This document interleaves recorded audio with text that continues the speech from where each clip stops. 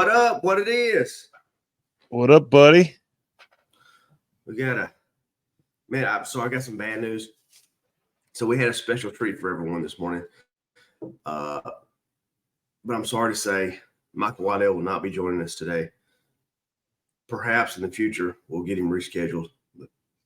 He's out there. Slipped through. He's out there killing them bucks in the blind instead of coming on with us. Just conflict issues, you know. It happens. He's probably a little more busy than we are. I doubt that. I don't know how any man can be any more busier than I am right now with work and football and gymnastics and dance and church and trying to be a professional squirrel hunter in between all that. Yeah, I get it. Yeah. That sports thing's kind of been killing me too. So softball every other weekend, practice 2 or 3 times a week. So it's tough. And now we start basketball. Yeah, mine's not quite old enough for that yet, but it's coming. So yes, sir. We're busy, but you know what? We're trying to get y'all out the best product we possibly can.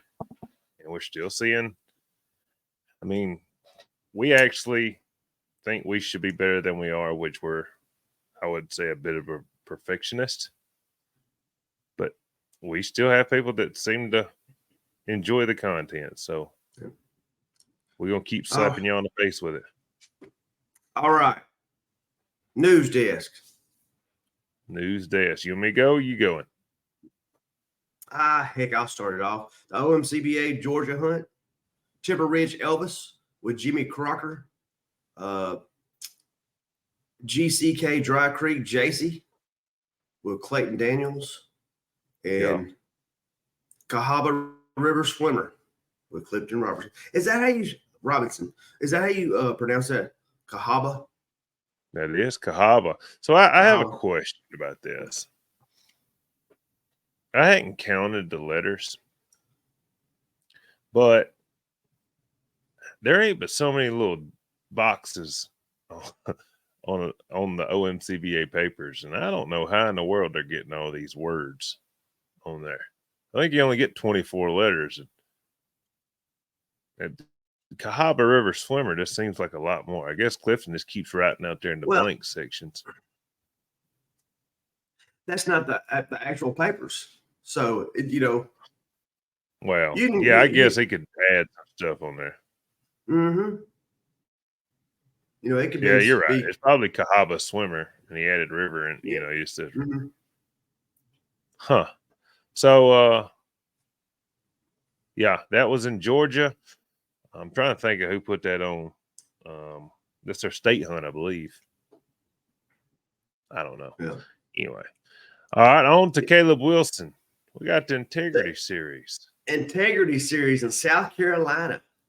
And this is their first hunt. So I believe it was full. I think I might have seen one $500 entry come available. I don't know if a dog come in heat or what.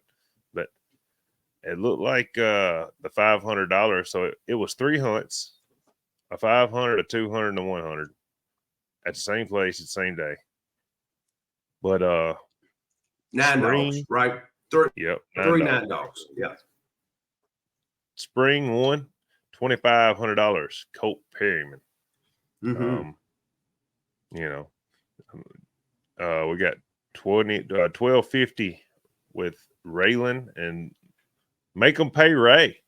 Whoa, love that money. And then $500 was Slim Ashton Hall. I mean, the Slim Shady. Back to the one names. The $200 hunt. So what is that? Would that be H2, like Hummer 2? That's I guess that's what. Maybe he won $1,000. Some fella named Jeremy. Have no idea what his last name is. Me neither. Real come in winning $500 with Dustin Todd and $300 for Trash Can with my bud Mac Morrow. Mac Morrow and Trash Can. Now, Trash Can's the one that come. That's the one that come from Caleb, wasn't it? Yes. I want to say Trash Can come from Tom Smith. He's a breeder. I want to say Tyler Asbury in North Arkansas is the one that trained her for Caleb. Or maybe he owned her and then sold her to Caleb. I don't know that whole dynamic, but I believe it come from Tom, trained by Tyler, and then owned and named and operated by Caleb. So Tyler, he has raised a lot of winners. I don't know what the deal is. Is he just a puppy man? He wants to get rid of them, or what's his deal? I think Tyler, I don't know if he can pump them out like he could before. I don't know. I haven't talked to him in quite a while, but I don't know his current work situation. But I know he was self-employed, and he was working doing chicken houses. But his family, I think it's him and his brother, own quite a few chicken houses and maybe some cows, and I don't know what all they do. But anyway, I know he was working for himself for a while, and he had some free time, like during the day or whatever, to work some pups and work quite a few. I believe he went back to work, and I don't know if he has the time. Nah, I know he has a dog right now. He bought one from Jason Brown, and Tyler probably has a couple dogs, really. Yeah, but I don't know how much time he can spend on training now. Well, I'm gonna say a controversial statement that I heard. Okay. I don't know this to be true. I don't know Tyler, so this was somebody told me that it seemed like everyone he thought wasn't gonna be worth a crap he'd sell, and then he'd go with somebody making a world champion. Now I don't know that to be true, but that's what I heard. I mean, I don't know, maybe, but I've also heard that he's one of the better young dog trainers. So I think Tyler I think that's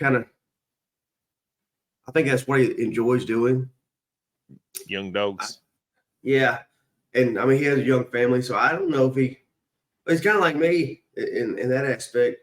So his kids are just a little bit older than mine. Like he's already experienced some of the things that I'm going through.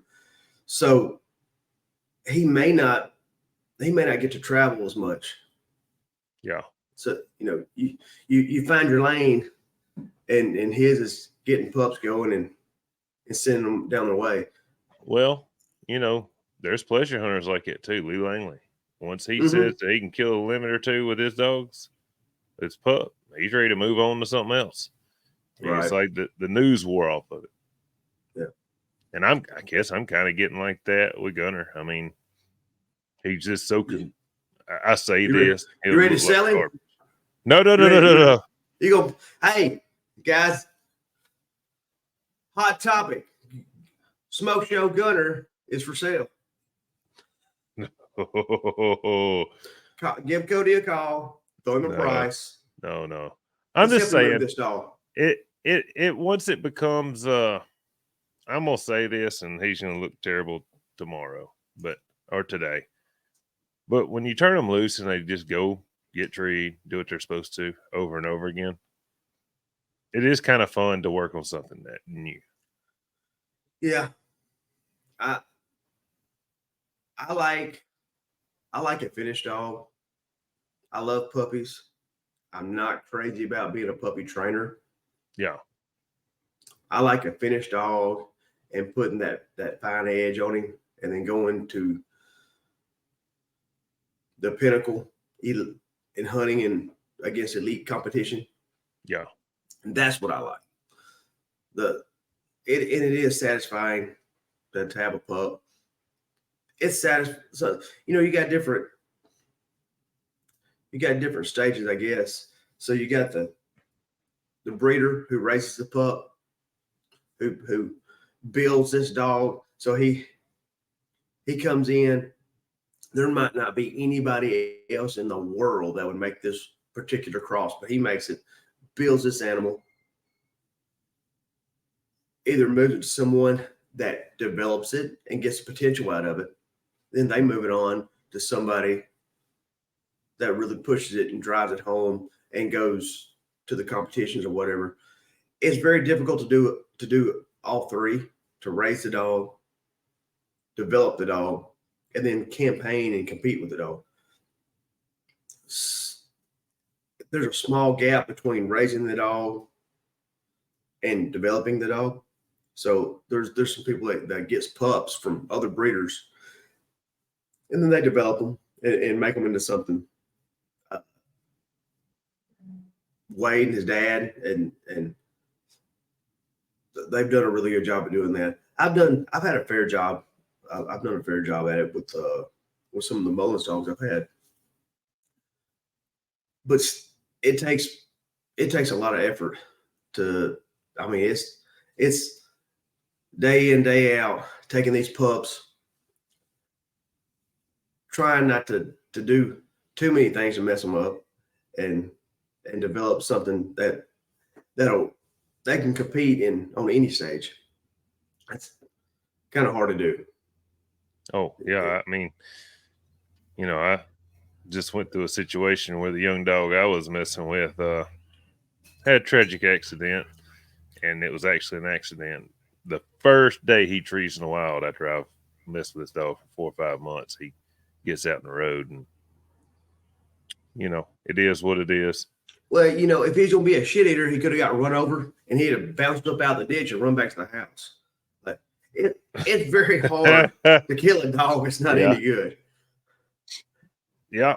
Well, yeah, my parents has got something over here that, I think he could go out and lay out in the highway and it wouldn't never hit him, but it is what it is. And when I say what I said, I'm not in any way trying to be unappreciative that I have a dog that's like that. But when you go out there by yourself and you turn them loose and you just hit a stopwatch and you stand around for 5-10 minutes and then you walk to them, it just kind of gets old. Yeah, I guess that's the part I like. I like them once they start operating like a machine. Yeah, I like that. Well, speaking of dogs for sale, what about Megatron? I priced him. Well, I did. I priced him a couple weeks ago to a girl. I used to train her, I guess last year, and she was living around here, but she moved back. And we talked dogs a good bit. Her dad has had a squirrel dog, I guess, her whole life. Anyway, he was getting old. I'm assuming the dog, not her dad, but she told me he was getting old and was looking for another dog. And she's hit me up several times. So I threw a price out there, but I threw it pretty high because he is nice. He needs some tuning, but he isn't. I mean, he's a squirrel tree machine. But I guess it shut her up, or I don't know. Maybe they found another dog, but she hasn't hit me back up, which is fine. I am totally fine with that. But I do, man. I have a half hound, half English pointer that I got started, and he's just been wasting away in the pen. I need to put some. I need to kill probably a couple hundred squirrels over him. I have 3 pups, young dogs that are essentially half hound, half bird dog. It's a smidgen of cur in there. The reverse Holsteins that I have, they're burning the woods up. They were treeing yard squirrels 2 or 3 months ago. I got this flipping job, and I can't hunt as many dogs as what I could. And then I have Megatron, who's the most developed, but needs some fine tuning. And It's you're not gonna fine tune one hunting them 1 day a week. Yeah. You, What about you need to, and then I have Traveler too. He's breaking news? Breaking news. or just cut me off. What's the Traveler for breaking sale. news? Traveler for sale. Nobody wants him. He's washed up, man. Huh? Yeah, he's washed. He's washed up. Come on He now. can't If produce. somebody come to you with the right number, would he be for sale?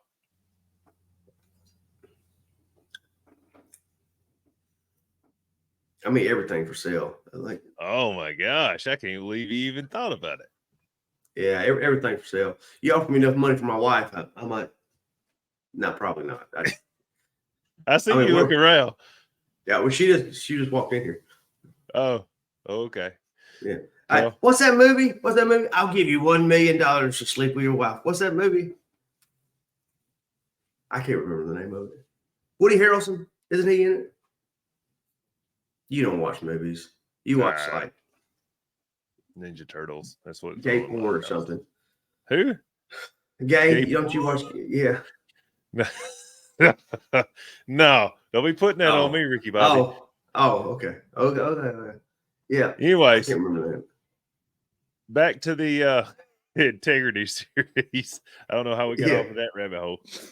I really appreciate Caleb Wilson tagging us. I'm still looking for the information he tagged us on. Yeah.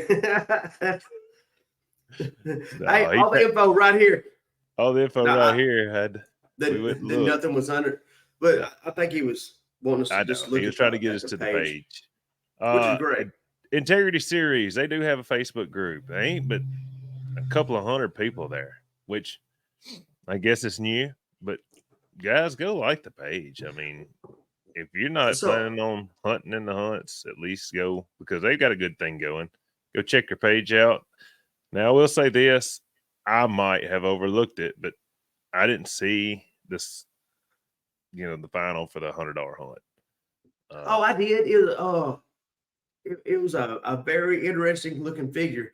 I think he had a cowboy hat on and some glasses. Look, he could probably pass as Richard Petty's brother. Really? Have you seen that meme? Have you seen that meme with that guy? I think he's at the races. He's like on a fence and he's getting down. Have you seen that meme? It's fantastic. I looked for it to see if I could find it because it looks a lot like this. It could be him. Really? Well, they do some racing over in South Carolina. Oh, dude, it's a great clip. Well, anyways, if someone finds it, they should tag us in it. I'm sorry to whoever won that. His name Mike. But anyways, congratulations on winning the $100 hunt. The one thing I did see is they had a high scoring dog won a shotgun, I guess, for that morning. Mm-hmm. That's pretty cool. Dustin Todd, 450 plus, won a shotgun. I don't know if that was. Yeah, Mike Bertrand. He won the $100 $9. Mike Bertrand. Congratulations, Mike. Can you see that man right there? Don't he look like Richard Petty? He does. Yeah. Dang. It looked just like Richard Petty. A hound. Big old hound. Is that Rocky? His name? Nah, Rocky got a big old red head. Oh. Yeah. I mean, it looked Richard just like Petty's him with brother. That little hat. Yeah, I mean, he could be like that's Robbie Petty or Randy. That might be Randy Petty. Oh, that's funny. So, congratulations to him on the $100 hunt. We don't know who come in second or third. Apparently, he was hunting by himself. High scoring dog. I don't know what kind of shotgun. Dustin Todd, 450 plus. I don't know if that was. Apparently, that was a $200 hunt because it looked like Dustin Todd were real. Got $500 a $200 hunt. So, yeah. Congratulations to him. Real? So, real looked like a kind of like a Walker dog. It was brittle, right? Had some. It did. I couldn't tell if it was a tree. Couldn't tell if it was it looked like it had a tail on it, so I assume it wasn't a cur. Tree and cur. I don't know. Oh, Well, TC. most people with tree and curs dock them too. So A lot I of them don't. do. Yep. Yeah, I heard that the tail makes them stay.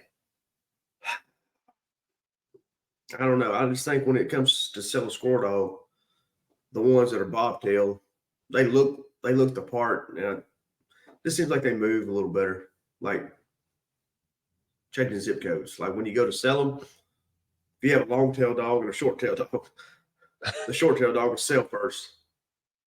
Well, hey, there's some good inside information. If you're not able to sell your walker dog, cut the tail off, he'll sell the next day. Call him tree and cur. Call him tree and cur. You might get you Mm-hmm. a set of papers. So Mm-hmm. NSF, talk to me about it. This is your world here. My world. So that's a Missouri hunt that Mr. Danny put on in Donovan, Missouri, coming out the winter. Pissed off pig. Pig is on fire this year. Little Piglet's doing it. Yeah, he's always doing pretty good, but he's like probably hitting his prime right now. Ken Nisley owns him. You got Panther Springs Grim. I don't know who owns him. I didn't see a name. Oh man, that's old Pretty Mouth. Pretty Mouth. Mm-hmm. Is that a son out of Diesel? That Grim is a son out of Diesel. Yeah. Did you tell me the other day that Diesel was winning the sire hunt race or whatever? No, I said he's second. No, Gators winning that in the NSL. But no, the Panther Springs is Trey Peltz. He lives. Mm-hmm. He lives up there in Missouri. Missouri. All right. Mm-hmm. Apparently, he's pretty nice out of Diesel. So, because he beat Diesel. Yeah. Placement wise. So Trey, well, I don't know if it's a 2-dog cast or a 3-dog cast. I think it's a 3-dog cast. I'm pretty sure it's a 3-dog cast. But Trey won the Squirrel Master Classic last year. The first year he ever went. Wow. Yeah, but that's rigged. I'm not gonna. It's not. I ain't gonna say it's rigged, but it's not a competition squirrel hunt. Yeah, it's made for TV. Yeah. Well, I do think it would be fun. You speaking of that, you've been there a couple times, so I think I've been 4 times. I think it's pretty cool. Set the record. I still Trav and me. We still have the record for one day. For a 1-day total. I think we killed like 38 squirrels or something like that with pellet guns in one hunt. Wow. Mm-hmm. It's a Was lot that of work, with though. Michael and them? Mm-hmm. Yeah, Michael Waddell and Nick Mutt and Oh, there you are. Yeah, Michael Waddell, Nick Mutt, and the whole Bone Collector crew is normally who I hunt with, Mr. Ronnie O'Neill. But there's Speaking several of that, teams there. Dude, T-Bone had something happen to him. He's wheelchair bound, ain't Yeah, that actually had went on last year. So T-Bone it fell in like a stump hole or something. You know, like you cut off a tree, and it rots. You come through, you step in it, and bruised his leg pretty bad. Nothing crazy. Well, the leg didn't get any better, and that spot become abscessed or infected or something, and probably let it go a little bit too long. It I think it burst, like swelled up, busted open. Went to the hospital. They're like, it has turned into some kind of cancer and got into your bone. We have to remove your foot immediately. So within like a couple weeks, he had lost his leg. So infection turned into cancer? I think it was like a hematoma, and it turned into cancer. The way T-Bone described it. Dang. The trees out Yeah. here making you have cancer? Anything nowadays will. I mean, I don't know. Stranger things have happened, but Well, don't cut your But yeah. finger with a piece of paper. no, and that's a bad deal too. Like my mom, she lost her leg a couple years ago. Dang. My dad just got out of the hospital last Friday. So like 3 or 4 days ago, he just got out of the hospital, almost lost his leg. It sounded to me like you just need to watch your legs. But yeah, they filleted him. They cut off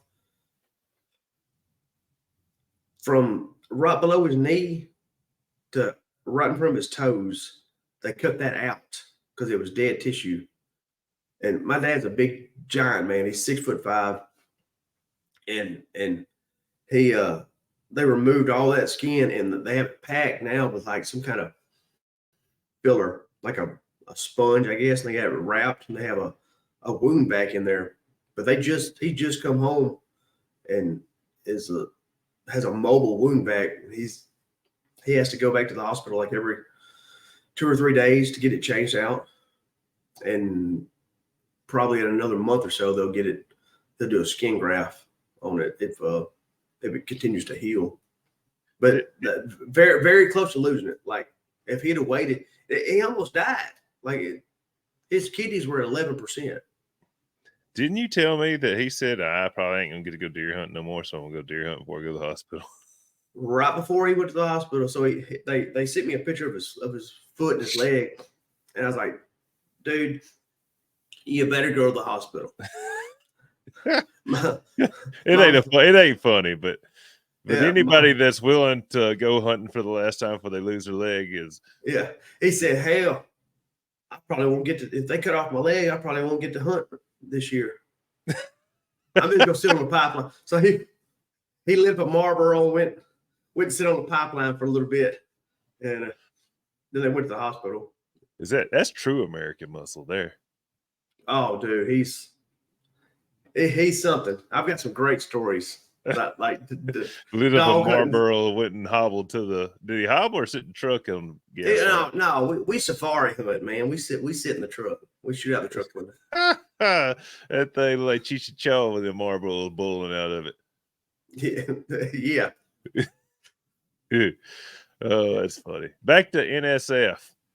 Mm-hmm. I saw where, which I don't get it. You said it makes a lot of sense. Dog of the year already for High Oak Juice. I mean, in my mind, we just started hunting, but I guess they go year to year, so the World Hunt's finna come up. So yeah, it's so the like the NSF, ain't it? No, well, the NSF and the LMC both their fiscal year ends at the World Hunt in December. So the middle of December, the LMC has a World Hunt and the NSF has a World Hunt. They actually do it at the same place, same time. They don't hunt against each other, but they do it at the same place, same time at LBL in Kentucky. That's pretty neat. Yeah. So that they have an award ceremony. So that's why they ended it in November. They'll have the World Hunt in December, but then at the World Hunt, they will award and present the Dog of the Year. So they only have about 5 hunts. So like the next hunts, so the hunts, and I don't think it'll be an NSF hunt in December. I'll have to look. It could be, but I think it's going to be January and February, and I'll have one in March. Juice must have done pretty good at the end of last year because it seems like, or at the beginning, I guess, of last year. Juice does good. Like ever. Well, I guess Pig seems to be on a hot streak here lately. So yeah, he is. So Pig finished out strong. Yeah. I guess Pig probably was up there close to second, huh? Or was he in second? I bet I don't know. But Yeah, I'm not for sure. I haven't kept up with it. I don't know. Dang, I thought you was gonna. I was, but I'm just kind of got burnt out. Really, matter of fact, Mark Green messaged the Plus Up podcast, and was throwing some shade at me. Well, Said, I couldn't understand it because there was no abbreviations. well, I understood it completely. It said, I'll paraphrase. It said you could tell Shane's all Vice, but because they had all this stuff, all this BS at the Vice hunts, and at our open hunt, all we had was this stale cake. And he put a picture of a king cake, and I usually have a king cake because we're in Louisiana, so we usually have a king cake and try to have a theme. When I was really trying to promote these hunts, we would do like gumbo, and have a Friday night social and have king cake, which is for people that don't know, king cake is a Mardi Gras tradition. And you can usually start getting them in the middle of January all the way to like the 1st of March. It's a seasonal deal. It's wildly popular around here. It'll be,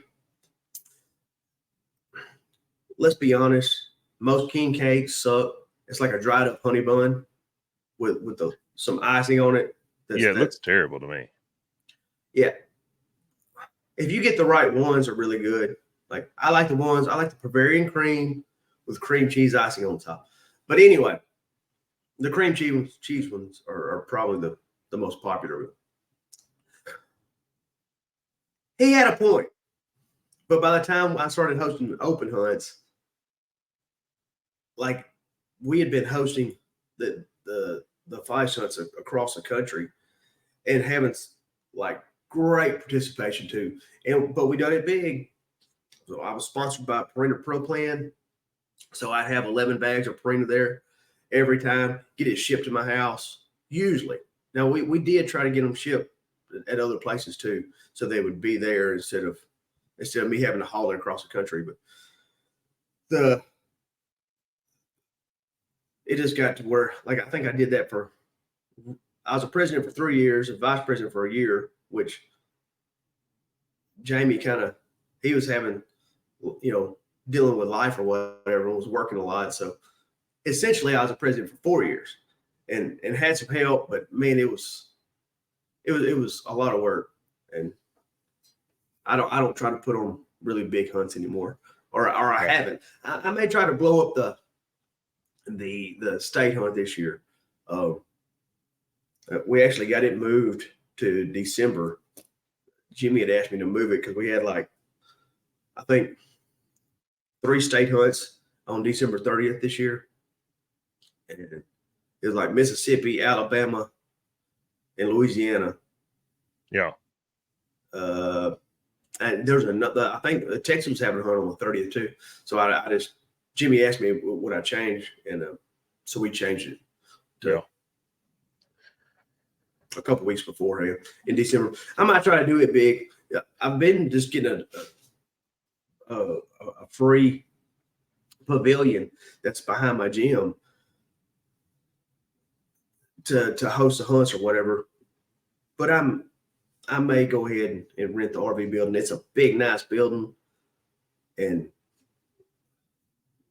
I may do a raffle again. We used to do a raffle, and we just have a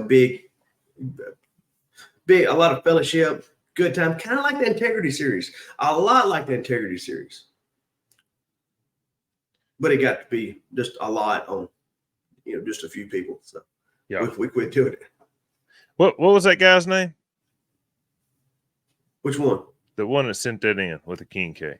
Oh, Mark Green from Arkansas. Mark Green, I appreciate you listening. You're right. If you noticed, we've been on here 30 minutes.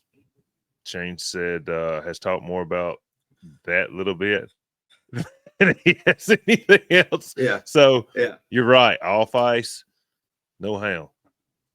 Yeah. All plus, no minus. Anyways, I do have a hot topic I want to say that's not on here that I will remember when we get to hot topics. So I'm going to try to get through these before our hour. But congratulations to NS on the NSF Dog of the Year 2023 Hope Juice Champ Dog. Champ Dog, that's right. Hey, she was bred right down the road from me in Ringo, Louisiana, by a man named Willard Crumpler. Willard's actually in not the best health right now, so he could use your prayers. But Okay. he a super guy. He's kind of like in the background, he don't get to hunt because of his health, and he has an awesome setup too. I did an article on him one time in Full Cry. Went to his house, talked to him, just kind of surprised him. But he's got like an 8-acre high fence squirrel pen. Yeah. With feeders out there, and his dog pens are inside the squirrel pen. So let's say if he messes up and leaves a gate open or something, his dog gets out. It doesn't. Yeah. It's got a creek that runs through there and holly bushes, and like it's set up. It's great. It's a great. It has a couple trails. It has a trail all the way around the perimeter. So trails down through it. Got like a little bridge you go over. It's a fine setup. I heard that. Well, y'all shoot up a prayer to him. What's his name? Willard. Y'all shoot up a prayer for Willard.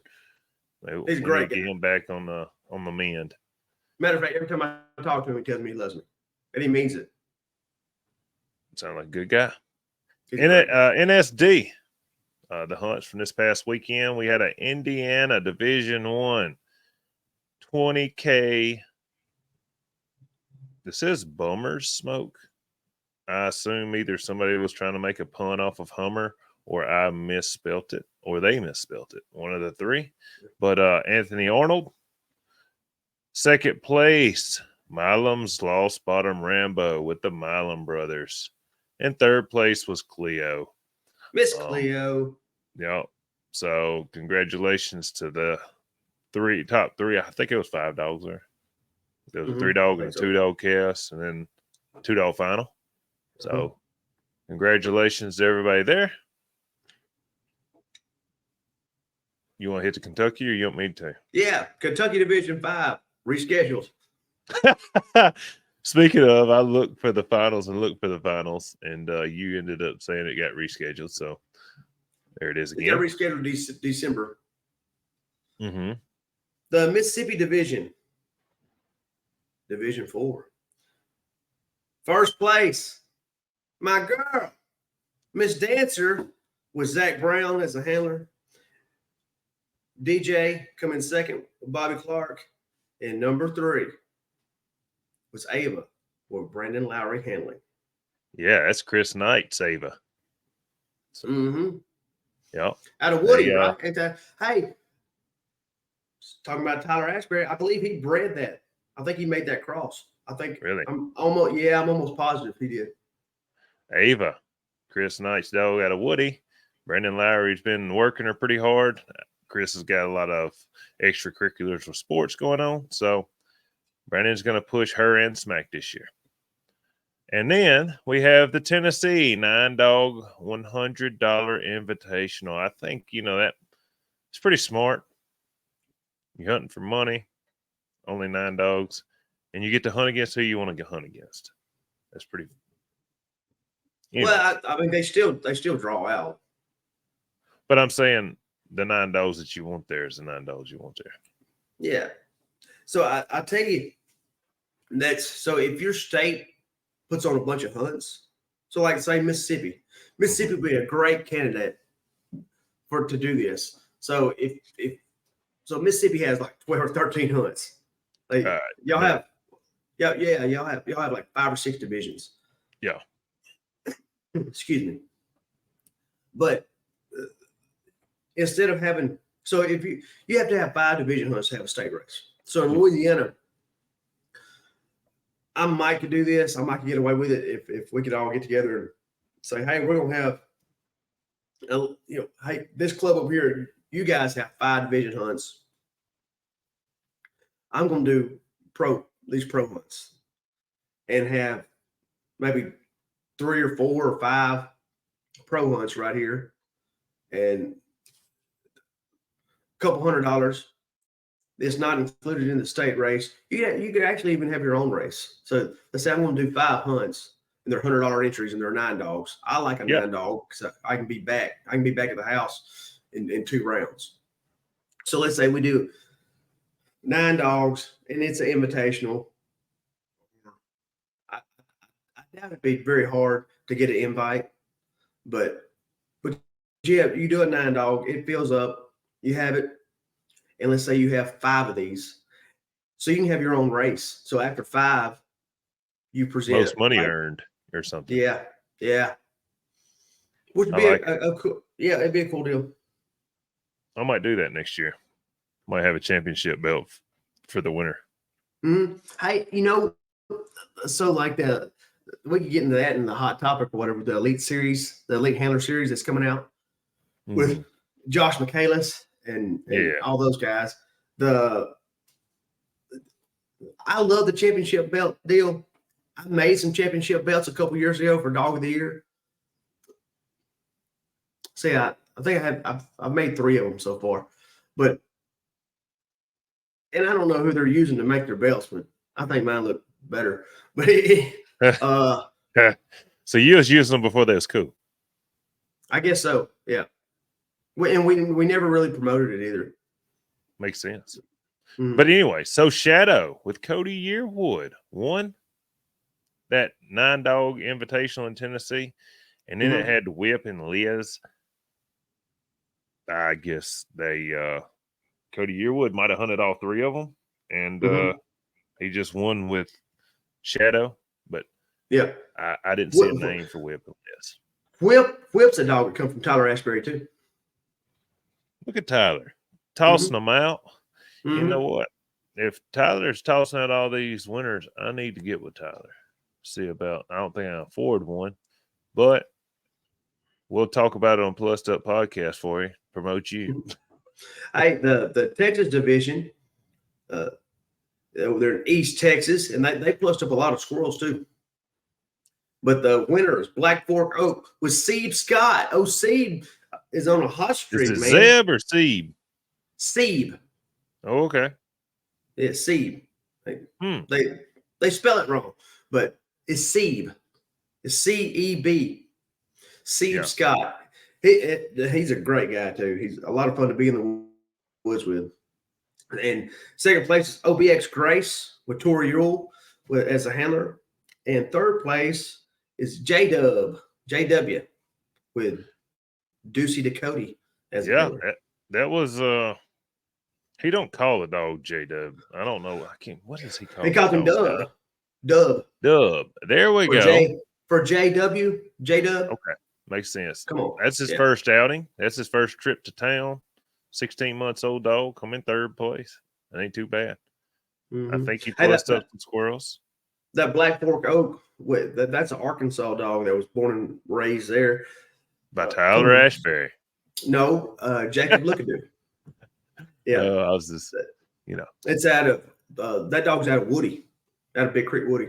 Speaking of, there was quite a few Porcupine Mountain dogs at that thing. Texas seems to be a hotbed for them Porcupine Mountain dogs. Them Lost Bottom boys better watch out. Them Lost Bottom boys better watch out. Texas taking the title. Yeah, Team Texas taking over. Oh, it's funny. USDC, Blue Ribbon.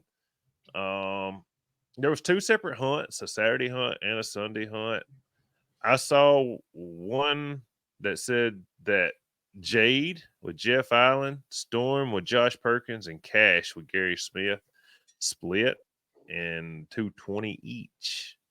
And now I don't know which day that was. I saw there was added a couple of names. I don't know if a couple of them they split both finals and a couple of the same dogs got in there because there's only like 5 dogs on the list. I really couldn't cipher through it. Some of these hunt finals you about have to be half genius, and we all know I'm not that to read them. So, That's the end of what I've seen for the news day. Oh, no. Well, hang on. Nationals just ended. I want to give my buddy Scott a shout out. He had 600 something dogs. He had a 10th place in drive and track and a 6th place in stamina or something. So shout out to him coming from Florida over here to Mississippi, the Foxhound Nationals. So I heard he don't run any deer at all. What's wrong with him? I'm joking. I don't know. I'm sure he just scalded deer if it gets in front of him. But anyways, congratulations to him on the Foxhound side of it. Nationals over here in Grenada, Mississippi. Pretty cool. They turned loose 600 something dogs. Wow. So yeah, on the outside. That's nuts. All right. We're going to hot topic or fan question. Move it on. Hot topic. So one of the hot topics I saw from this past week, apparently somebody has been stealing Jeremy Garner's pictures and information and has created a Jeremy Garner account on TikTok. Is it under Jeremy's name or Kane? I think it's Cane Creek Kennels. So Jeremy has been trying to stop that. And I actually think that Jeremy was trying to sell a brooder pen or something. And the guy took the pictures off of Facebook and tried to sell the same brooder pen. Or Jeremy might have been doing something fugazi, and then he was like, I got scammed. I got hacked. That wasn't me. Yeah. No, I don't believe that. But. Yeah. So just be careful, guys. If you see somebody that obviously looks like somebody you know, we're going mainstream. We're getting big. The squirrel dogs are getting big, man. They're stealing all of our identities. Well, Jeremy's not a squirrel dog man, though. He likes the coon side of it. Yeah. Well, Well, I think he might make one of these females a squirrel dog. Well, coon hunting with cur dog is becoming more popular. Speaking of that, we do have an addition to the cur coon dogs. We're up to 6 now? No, we're at 7. Yeah. Okay. So Jeddah apparently is in what's that dog? Jeddah. Yeah. She's placed in the top 10 and maybe Texas or somewhere. The only one. Yeah. Is that the only dog that's been only cur dog in the PKC? The only one notable. Only one I know of. So Jeddah with man, I ought to be ashamed. Was the name Dustin? You should be. Anyway, with all this information, you should know. Jeddah is the cur dog's name. Female, top 10. I can't remember. I think it was Texas. Might have been Iowa. Heck, I don't know. Anyways, Clifton, Jeremy, and then we got D and Brent. So we're up to 7. Cur coon dogs. Speaking of that, everybody thinks we're hating on cur coon dogs, but I've seen more posts about cur coon dogs in the past week than they're I saying, have in probably the last 6 months. No joke, or maybe 6 years. They're saying, hey, look at this. I cur coon hunt. Somebody put a picture up from an NSD coon hunt. Like, the NSD hadn't had a coon hunting division in like 2 or 3 years. That's kind of our point. They're like, funny. You may have went with a cur dog one time, but who regularly coon hunts their cur dogs? And that ends our cur coon dog section. All right. So, what's another hot topic? New squirrel series coming to Squirrel Dogs. Off the Elite Handler series. Yeah. And so I'm very interested in that. I think they're taking a different approach. So they're focusing more on the handler and from what I've gathered, it's going to be televised. So they'll make videos of this one-on-one competition. We actually want to do like a invitational, kind of like the Joey Poston. We was going to call it the Showstopper Sweet 16. Yeah. And have it like two dogs go out, head to head, and we was going to have a 8 non-hunting judges, and it was going to be logistically probably a nightmare. So we never did go through with it. But I don't know I who do. they're going to get to rank them, and well, I actually do. I ain't going to release that yet. Let me rephrase that. I know who they're going to ask about it. Now, I don't know if that person has permission to pick everybody or rank everybody, but I'm interested to see. I'm interested to see if they're going to stick to one registry or another, or if they're going kind of what they're going to do. The Elite Series, they have their own set of rules. So, yeah, I don't know. I would think they would just pick from a group. And I know in the coon dogs, they're the coon hound media. So whoever's covering the media picked. And I think that's just a starting point too. So I've seen where a lot of people are they don't agree with the rankings. Man, who cares? Like, it's just a starting point, man. Like, all it is a starting point, and like people are getting their feelings hurt. It's like, I didn't get picked. Like, yeah. Jason Doherty said that somebody's smoking dope. But you know what? I don't know. I will say this. I thought it was funny.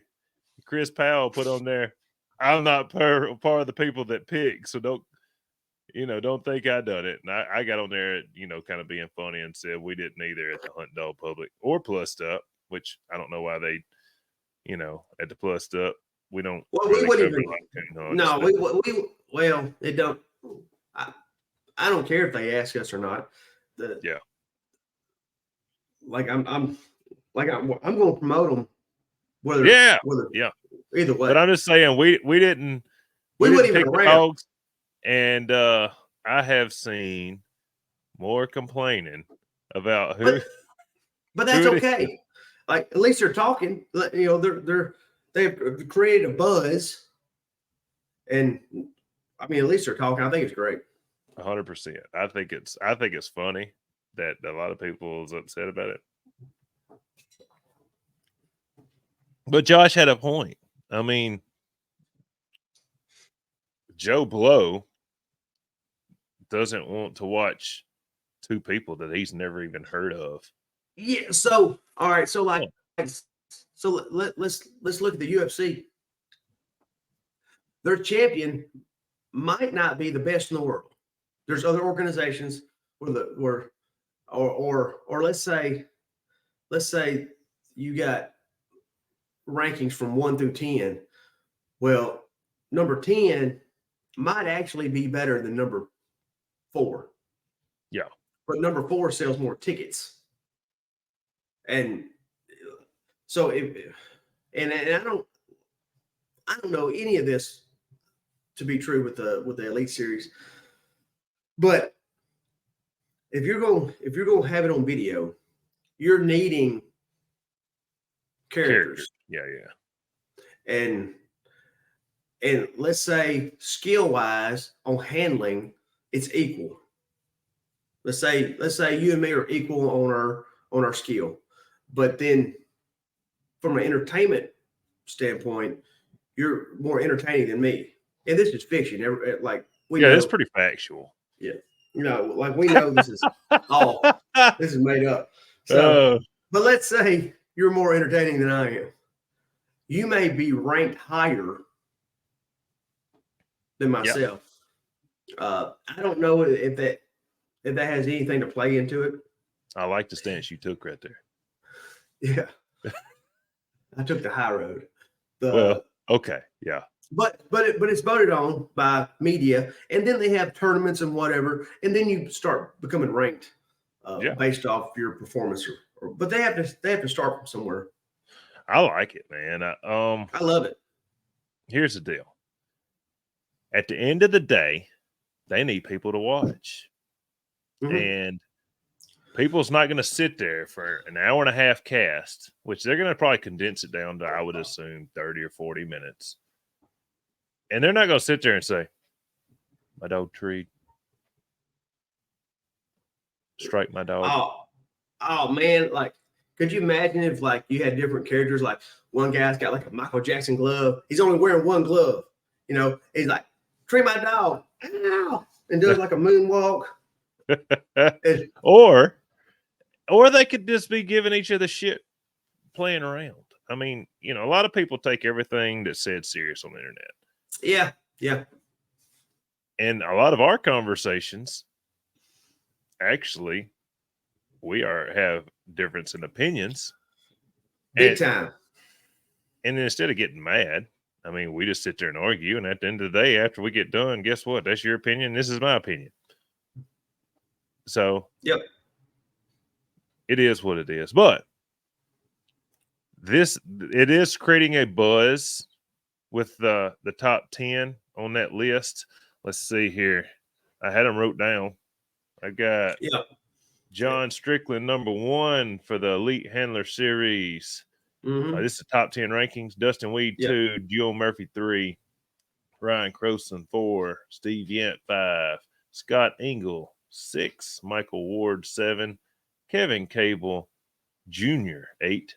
Bobby Burden, 9. And Billy Bell is 10. Mm-hmm.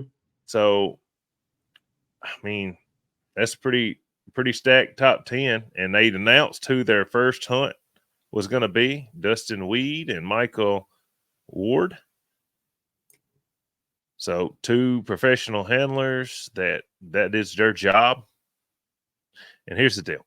You can get mad and boycott it, but guess what? If you get mad and boycott it because you don't think Joe Blow should be on the top 10, it's all about views. If they do 10 of these and nobody watches them, they're not going to keep doing them because it's a lot of work and a lot of effort and a lot of money to do it. I mean, somebody's got to pay for it. So, I think everybody should be supportive, whether you like it or not. Watch it. Yeah, they're promoting dog hunting. Yeah, promoting it. So there's that. I'm gonna save my hot topic for next week since we're getting low on minutes and we want to get this fan question out there. I'm gonna write down my hot topic for next week. So it was on Mardi Gras. Rolling. Okay. The fan questions comes from Kevin Heath. So what are some good techniques for breaking a dog from being gun shy? So let's tackle that. Mm-hmm. So I have a pretty strong stance on this. There's no dog that's ever been born gun shy. Mm-hmm. It's not genetic. Mm-hmm. Gun shy is 100% man-made. I think there's some dogs that might be more apt to be noise sensitive. I think some people are more apt to be assholes. That's just the way it is. Gun shyness can be picked up. It can be a learned behavior from a mother. So let's say you have a mama dog that's afraid of thunder, or it could be afraid of a gun or whatever, a noise. And every time it thunders or whatever, she runs back into her box. And these puppies are 4, 5, 6 weeks old, and they start picking up that, and they run back in the box with the mother. Not saying that all of them will be like that, but it can be a learned behavior. So I like to start at a very young age shooting. I have a single 6, 22 pistol, and I shoot rat shot in it because up around the barn and things like that. I like shooting rats and lizards or whatever. Pow, pow, and I shoot it around my pups, and they just, like, I just hardly ever have an issue with a dog being gun shy. But I make sure they're fully broke before I ever take them to the woods. And I don't start blasting right on the top of their heads either. It's off to the side somewhere. So I expose them to gunfire. Hey, I'll tell you a gunshot story about my dad. So my dad, I mean, he used to be a wild man. Me and him, we got two pups. I was gonna make mine a squirrel dog. He's gonna make his a coon dog. They're half Catahoula, half Plott. Well, they start getting on up in age, probably 5-6 months old. And Dad's out at the pond. He's shooting, and his dog Hooter starts having like a seizure or a fit. And he's foaming at the mouth, and he gets underneath Dad's four-wheeler, and Dad can't get him out. And Hooter's like a very bold dog. Yeah. And well, my stepmom would put out some rat poison. My dad raises chickens, and she put out some rat poison. So Dad gets it in his head that Hooter's been poisoned. He comes back to the house. He's madder than hell. My puppy is gone. Hooter is dead. And so he turns to the bottle. And he starts drinking, and he's getting hammered. And I was like, Dad, are you? Like, he told me what happened. I was like, you're shooting at the pond? He's like, yeah. And I was like, are you sure he wasn't? He's not gun shy? Like, and he just didn't freak out because you're shooting. He's like, I've shot a bunch of times running that dog. He ain't gun shy. I know what a poison dog looks like. Who's dead? And he was so upset that his puppy was gone. He starts a fire.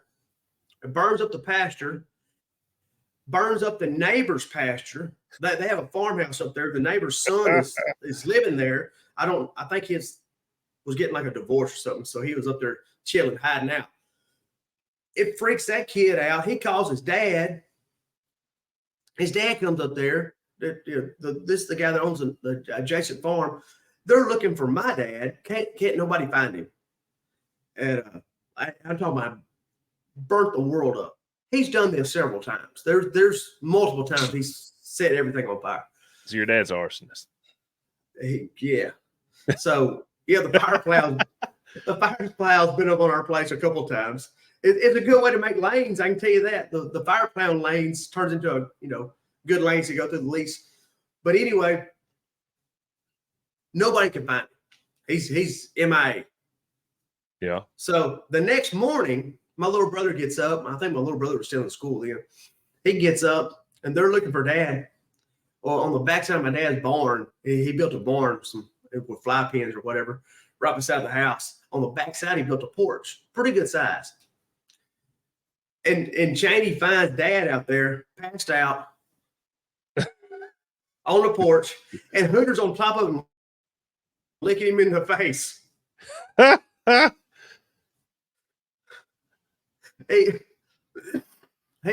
So anyway, turns out that old Hoot had not been introduced to gunfire correctly. He had been shot around a little bit, but when Dad started shooting over the top of his head, it kind of freaked him out. And he started drooling. Yeah. And Green got her on the floor. Dad just drove off and left him there. He's like, he's dead. But I know hell no, he ain't gunshot. So I figured out two things about this story. Yeah. My two observations. Number yeah, one, maybe or maybe not, setting a lot of things on fire might save your dog. Yeah. Number two, your dad'd be a hell in the volunteer fire department because he'd be the first one on the scene all the time. Oh, the fire department love him. Oh, he wouldn't even have to leave to go to the fire. Oh man, I have multiple fire stories about him getting hammered and setting a fire. And I'm like he didn't set a fire that got out of hand. No, he intentionally set this fire to burn up the field. But anyway. Next fan question. Same person, Kevin Heath. I felt a little bit of saltiness in this question. I don't know the situation, but Kevin is salty. So he's a good dude. I'm just playing. He said, why have a hunt deadline if you let people show up 2 minutes late? I would like to tackle this. Okay. So what is the hunt deadline for?